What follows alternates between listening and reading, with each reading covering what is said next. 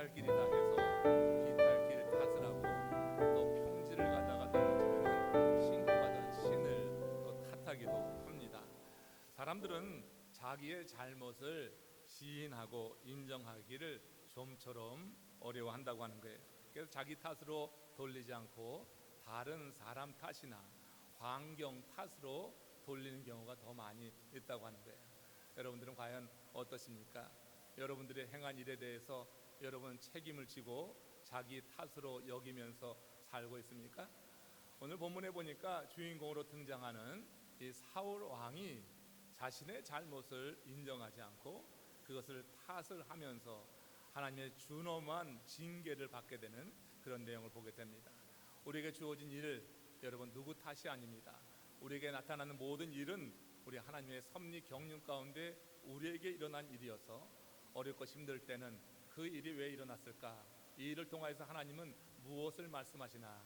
그렇게 하나님의 음성을 듣고자 하는 그 마음이 열리면은 그 어려운 일 가운데서도 하나님의 뜻을 헤아려 알기 때문에 그 다음의 단계가 열려지는 줄로 믿습니다. 오늘 이 사울 왕이 그의 잘못을 통해서 이렇게 남을 탓하고 백성을 탓함으로 말미암아 그에게 나타난 일들 한번 생각해 보면서 우리 삶에서 하나님이 주시는 교훈 오늘 얻기를 원합니다. 하나님이 사무엘을 통해서 사울을 왕으로 지명할 때 그때는요 사울이 진보다리에 숨어 있었다, 성경이 그렇게 말합니다. 이에 대한 해석은 그가 용기가 없고 숙기가 없었다고 하는 의미도 되고요, 겸손했다고 하는 의미가 돼요. 그러니까 처음 왕으로 불림 받는 그때 그 모습이 그랬습니다. 그런데 그렇게 지명을 받고 나서 그 이후에 이 사울이 앞서서 싸우는 전투가 있었어요. 암몬 사람 나하스하고 전투를 벌이게 될 텐데 그때 모습은 너무 용맹스럽고 정말 용사스러운 모습으로 변화되어 있었던 것입니다. 그 모습이 이스라엘 백성들에게 깊게 각인이 된 거예요. 그래서 이스라엘의 왕을 요구할 때 그들은 다 한 마음으로 이 사울을 추대하게 되는 것입니다. 근데 그의 마지막, 그의 왕위를 이제 내려오는 그 마지막의 모습은 이와 전혀 대조적인 아주 비극적인 결말로 끝난다고 하는 것이 성경이 우리에게 말씀하고 있는 내용이에요. 사무엘 선지자는 이 사울 왕의 마지막이 이렇게 끝나게 된 원인에 대해서 사무엘상 15장 26절에서 이렇게 밝히고 있습니다. 같이 합독하겠습니다. 왕이 여호와의 말씀을 버렸으므로 여호와께서도 왕을 버려 왕이 되지 못하게 하셨나이다. 여러분, 언약 백성이라고 하면 이 말이 얼마나 두려운 말씀인지 알게 될 겁니다. 우리가 하나님의 살아계심에 대해서, 하나님의 존재에 대해서 확실히 믿는다고 할 때 하나님이 우리를 버렸다고 하면은 이거 얼마나 두려운 말씀이 되겠어요.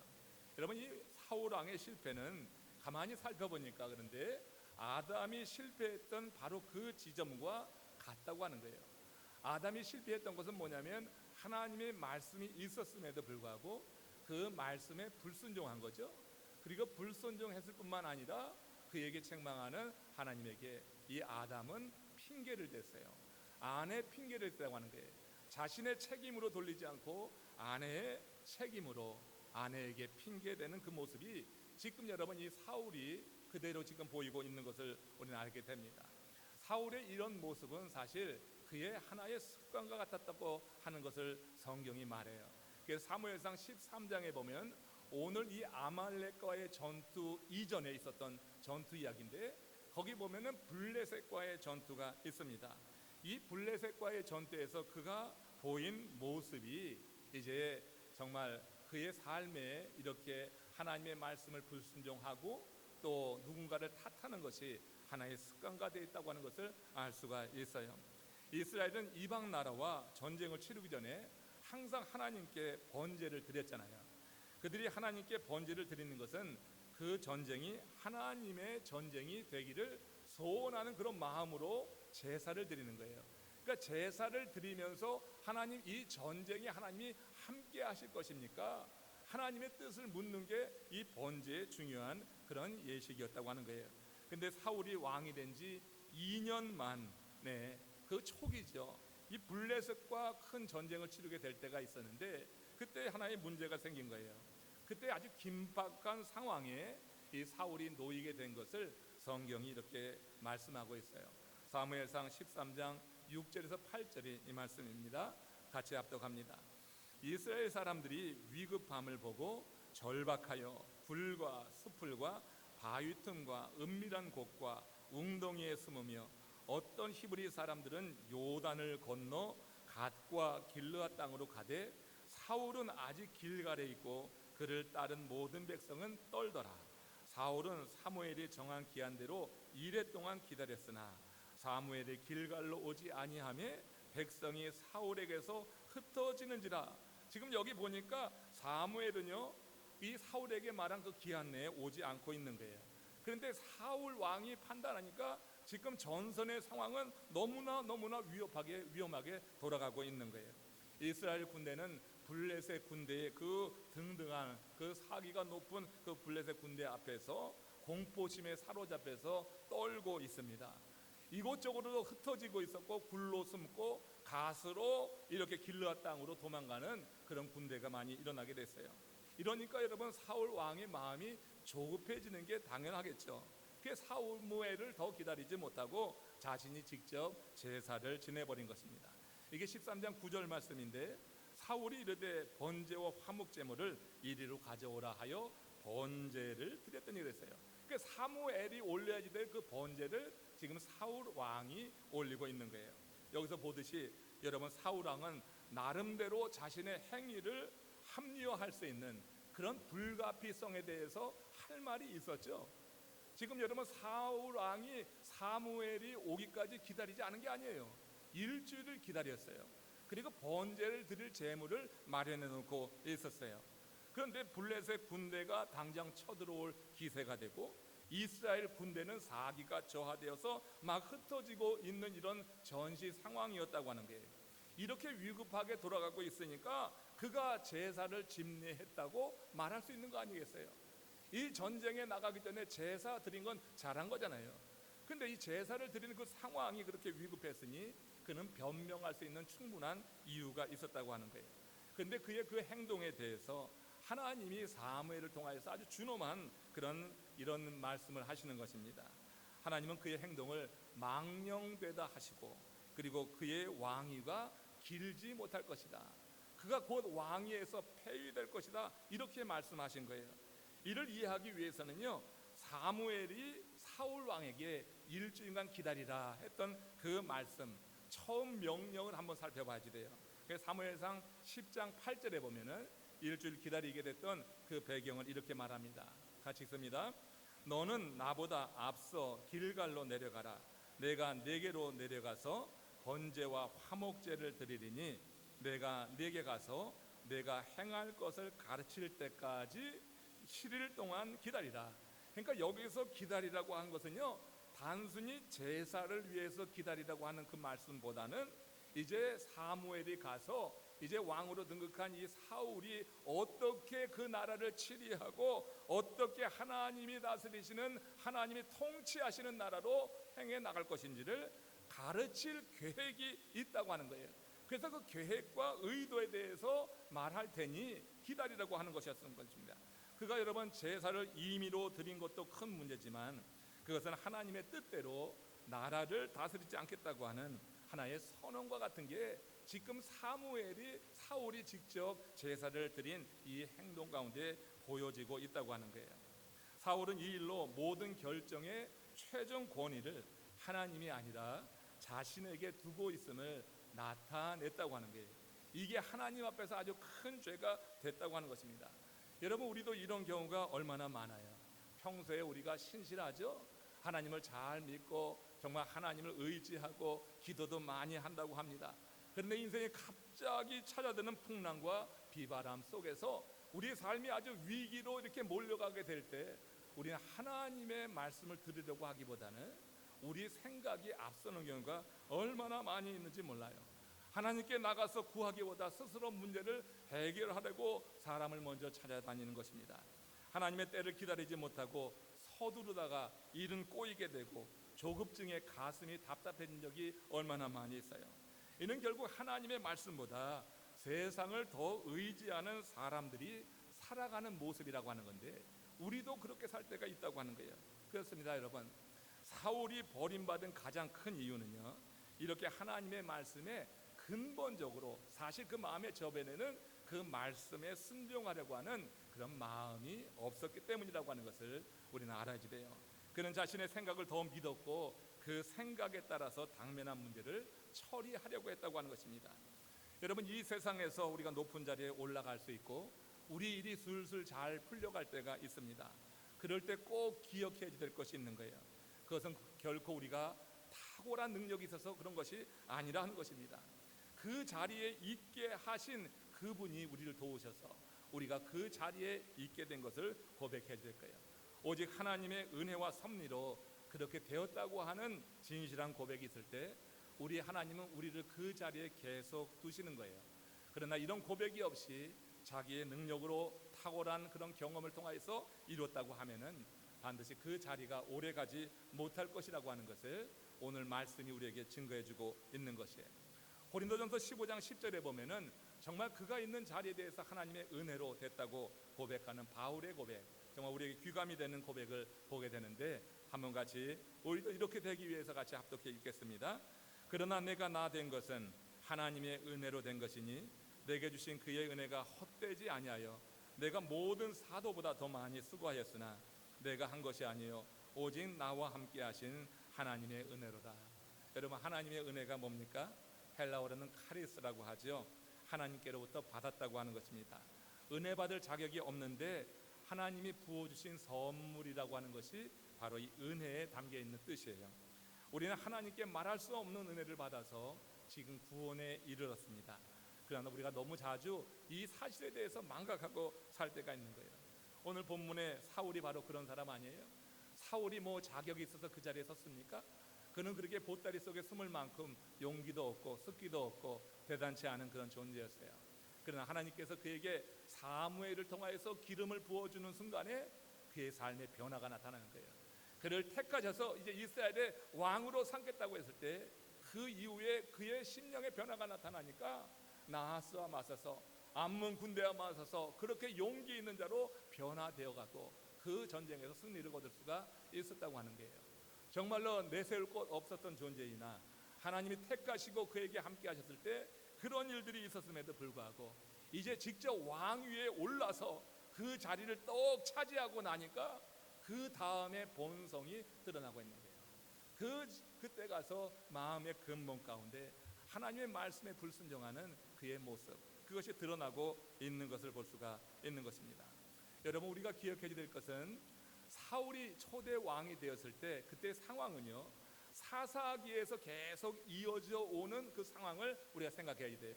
사사기의 특징은 왕이 없으므로 사람들이 자기의 소견에 옳은 대로 행했다고 그랬거든요. 그러니까 그런 흐름 가운데 지금 사울이 왕이 된 거예요. 그 왕이 됐어요. 하나님의 기름 부음을 받았어요. 그럼에도 불구하고 이 시대적인 그 흐름이라고 하는 것이, 시대적인 그런 이런 분위기라고 하는 것이 사람에게 얼마나 큰 영향을 미치는 건지 지금 사울이 왕이 돼서도 어떻게 해요? 처음에는 하나님을 잘 섬기는 것처럼 보였는데 이렇게 위기 상황에 놓이게 됐을 때, 그래서 군대가 막 흩어지고 적군은 이제 코앞에 다가오는 이런 상황 속에서, 그런 상황 속에서 사울은 자기의 본성이 드러나고 있는 거예요. 자기의 소견에 옳은 대로 행하는 거예요. 그러니까 사울이 번제물을 다 갖고 오라고 해서 제사를 드린 것은 자기의 소견에 옳은 대로 행한 거예요. 하나님의 말씀은 그렇지 않았거든요. 기다리라고 하는 것이거든요. 사무엘이 와서 그에게 어떻게 나라를 통치해야 될지, 어떻게 하나님이 원하시는지를 들으라고 하는 건데, 그런데 지금 이런 위기 상황에 놓였을 때 지금 사울이 행한 것은 뭐냐면 그 시대, 사사기 그 시대에 나타났던 그 시대의 흐름, 조류라고 하는 것이 이렇게 강력한 거예요. 그러니까 자기의 옳은 대로, 소견에 옳은 대로 제사를 치러버리는 이 모습을 보게 되는 것입니다. 이 일 이후에 하나님께서 그 사울에게 또 다른 기회를 주시기 위해서, 그래서 이제 허락된 이 상황이 오늘 본문의 이야기라고 하는 거예요.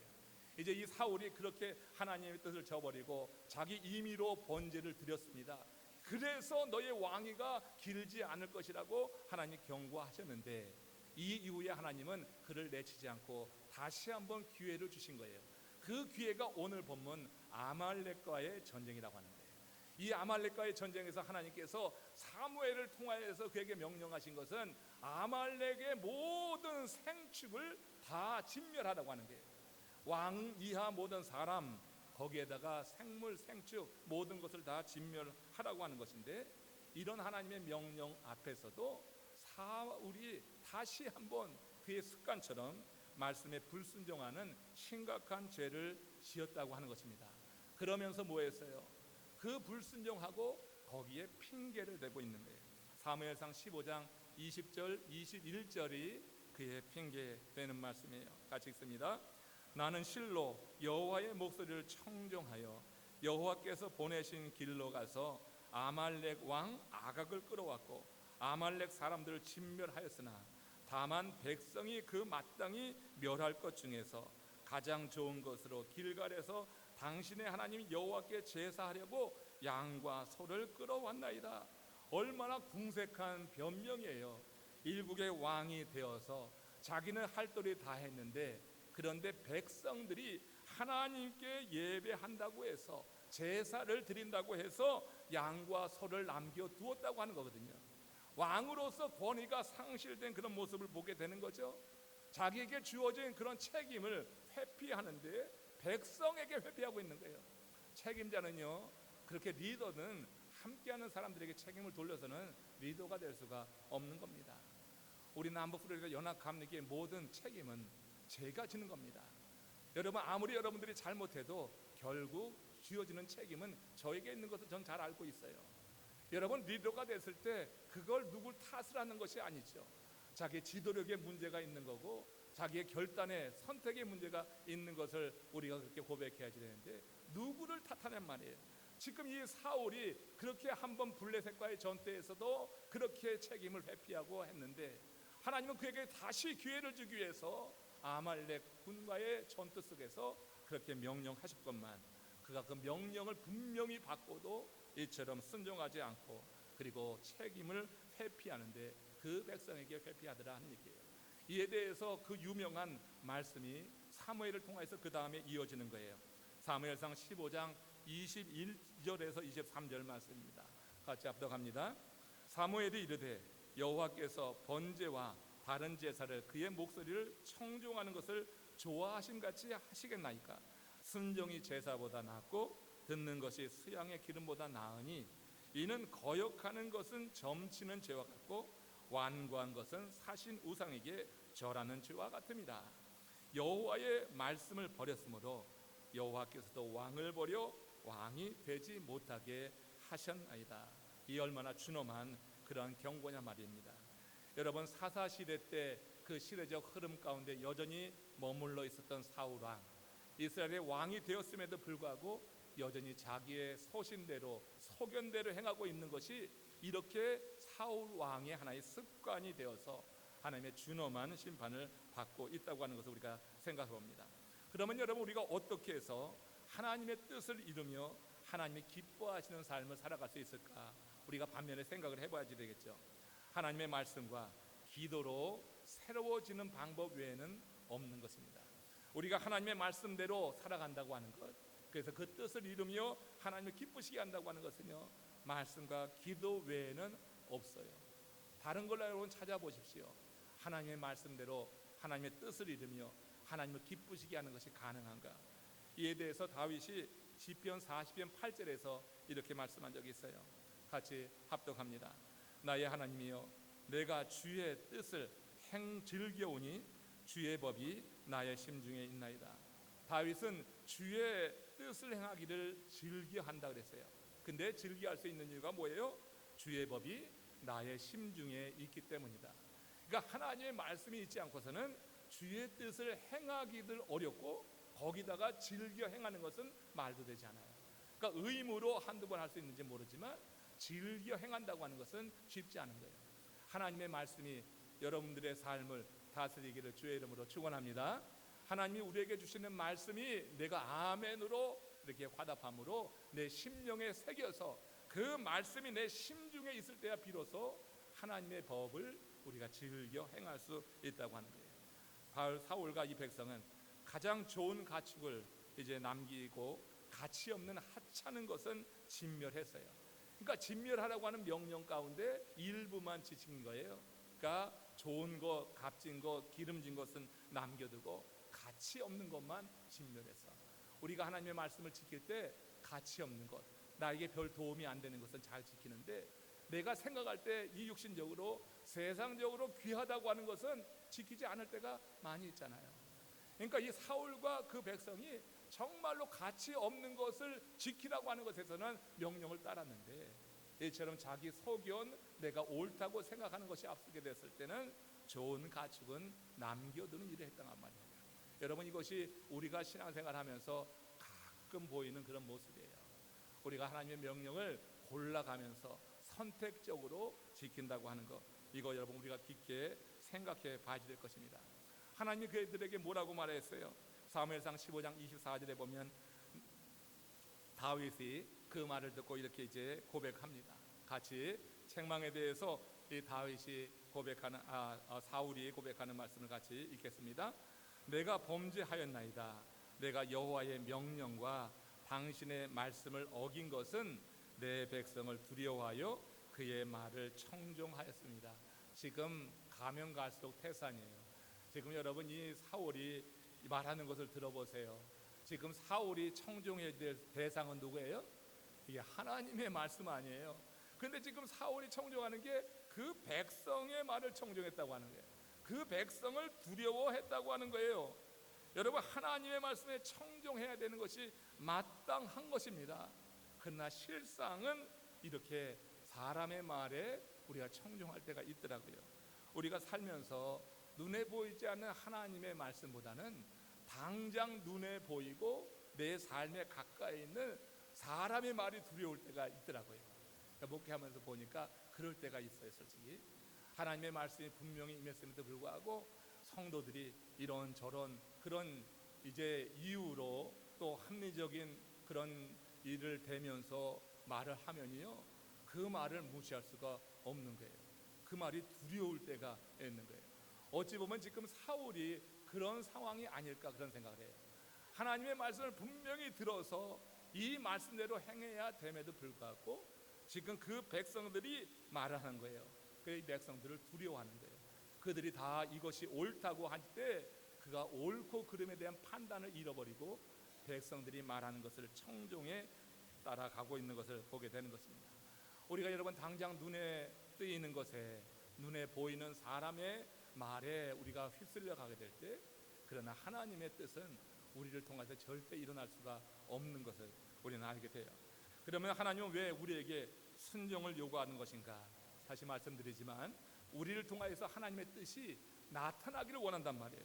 하나님의 뜻은 인간의 합리적이고 이성적인 판단을 볼 때 받아들일 수 없는 경우가 꽤 많이 있는 것 같아요.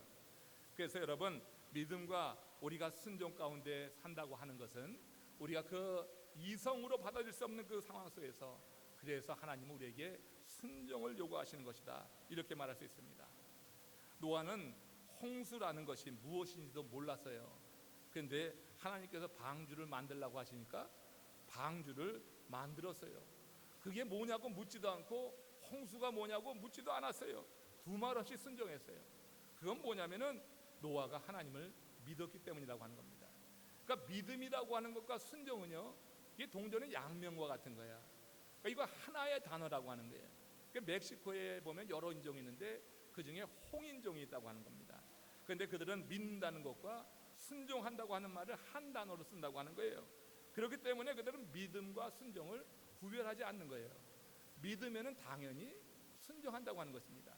그런데 여러분, 우리가 믿으면 당연히 순종하는가 보면은 그렇지 않을 때가 있잖아요. 우리가 여러분 믿으면은 당연히 순종하는 모습으로 나가게 될 때, 하나님께서 그 순종을 통하여서 하나님의 뜻을 이루기 때문에 우리에게 순종하라. 왜? 하나님의 뜻을 이루는 것은 우리의 이성적인 또 합리적인 사고를 가지고 우리가 이해할 수 없는 그런 명령이 많이 있기 때문에 하나님이 우리에게 순종을 요구하시라고 하는 것입니다. 우리는 오늘 이 본문을 통해서 정말 심각한 전투는 외부에서 벌어지는 것이 아니구나 하는 것을 생각해 봐야 돼요. 사울의 전투는 블레셋과의 전투가 아닙니다. 아말렉과의 전투가 아니에요. 사울의 전투는 사실 그의 내면에서 일어나고 있는 순종과 핑계의 전투다, 이렇게 생각합니다. 마음의 가장 높은 자리, 그 통치의 자리에 스스로 앉으려고 하는 그의 옛사람과 만왕의 왕이신 하나님께 그 권자를 내드리고 그 지시를 따르려고 하는 세 사람의 전투가 그 안에 있다고 하는 거예요. 이 전투에서 이기지 못하면은 세상 전투에서는 백전백패한다고 하는 것이 하나님이 택하신 이스라엘 왕들의 삶을 통하여서 증명되고 있는 것을 봅니다. 우리는 하나님의 일을 행하려 할 때 내면에 일어나는 이 두 사람의 전투에 대해서 민감하게 인식을 해야 될 거예요. 우리 안에 이 두 사람이 항상 싸우고 있는 거예요. 이 두 사람의 전투에서 세 사람이 이기면은 순종하는 거고, 이 두 사람의 전투에서 옛 사람이 이기면은 우리는 핑계를 대고 마는 것입니다. 이 두 사람 중에 여러분은 누구를 지지하겠어요? 세 사람을 지지한다고 하면은 그 세 사람에게 계속해서 말씀을 먹여서 든든하게 하시기를 주의 이름으로 축원합니다. 내 안에 세 사람이 계속해서 하나님 말씀으로 그렇게 공급받아야지 돼요. 하나님의 말씀으로 채워질 때 그때 비로소 우리는 하나님께서 원하시는 뜻을 이루어낼 수가 있겠다 하는 거예요. 강력한 지진이 캘리포니아 찰스톤시에 임한 적이 있습니다. 그때 흑인 교회를 담임하던 목사님이 그 교회에서 예배를 집례하고 있었어요. 목사님이 막 설교를 시작할 때 그때 강력한 지진을 느낄 수 있는 진동이 교회 전체에 퍼졌습니다. 그 순간 사람들은 두려움에 사로잡혔죠. 아무 말 없이 침묵만이 흘렀다고 하는 거예요. 근데 잠시 후에 두 번째 또 강력한 진동이 교회를 뒤흔들었던 것입니다. 바로 그때 목사님이 바라보고 있던 설교 노트에서 눈을 떼고 이렇게 회중을 향하여서 외치던 것입니다. 여러분, 하나님께서 지금 말씀하고 계십니다. 조용히 그 말씀에 귀를 기울입시다. 하나님이 지금 말씀하고 계십니다. 그 큰 지진 가운데 목사님은 그런 영감을 받아서 회중들에게 말씀, 준비된 말씀 대신 그렇게 선포했던 거예요. 그때 회중들의 반응이 놀라워요. 그들의 반응은 이런 거였습니다. 주님, 말씀하옵소서. 당신의 종들이 듣겠나이다. 아마도 훈련이 됐던 것 같아요. 그러니 그 외침 속에서 그 회중이 그렇게 반응했던 거죠. 주님, 말씀하옵소서. 주의 종들이 듣겠나이다.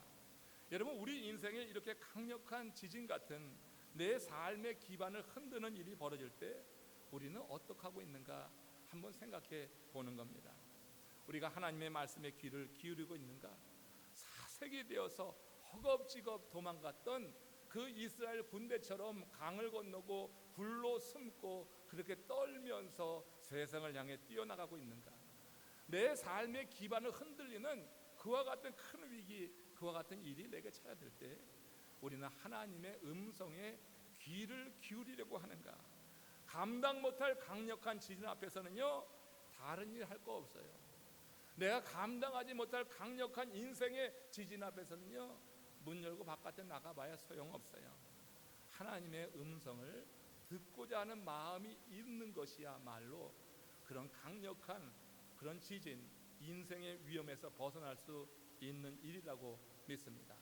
우린 여러분 그런 강력한 지진이 아님에도 불구하고 정말로 작은 그런 일들에도 하나님의 음성은 듣고자 하지 않고 세상을 향하여 뛰어나가는 이런 일들을 너무나 많이 우리가 행하고 있어요. 여러분, 위대한 사람 옆에 있다고 내가 저절로 위대해집니까? 그런 거 아니지요. 배부른 사람 옆에 있다고 우리가 저절로 배가 불러집니까? 그런 거 아닙니다. 여러분, 하나님의 말씀을 받아들이고 하나님의 음성을 들어야 됩니다. 그 말씀이 우리를 배부르게 하고 그 말씀이 우리의 삶을 위대하게 하는 줄로 믿습니다. 누가 그렇다고 저절로 되는 게 아니더라고요. 다른 사람이 아무리 잘 나가도 내가 그 옆에 있어서 되는 게 아니더라고요.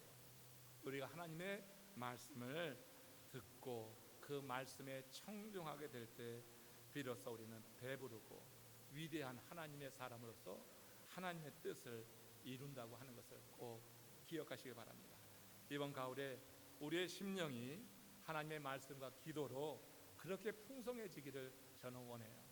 우리 삶에 사울이 경험했던 그런 위기, 또 저 노아 시대 때 임했던 그와 같은 위기, 또 이렇게 찰스턴 시에 임했던 그와 같은 어려움이 혹시 수시로 찾아온다 할지라도 우리가 말씀과 기도로 세워져 있다고 하면 어떻게 해요?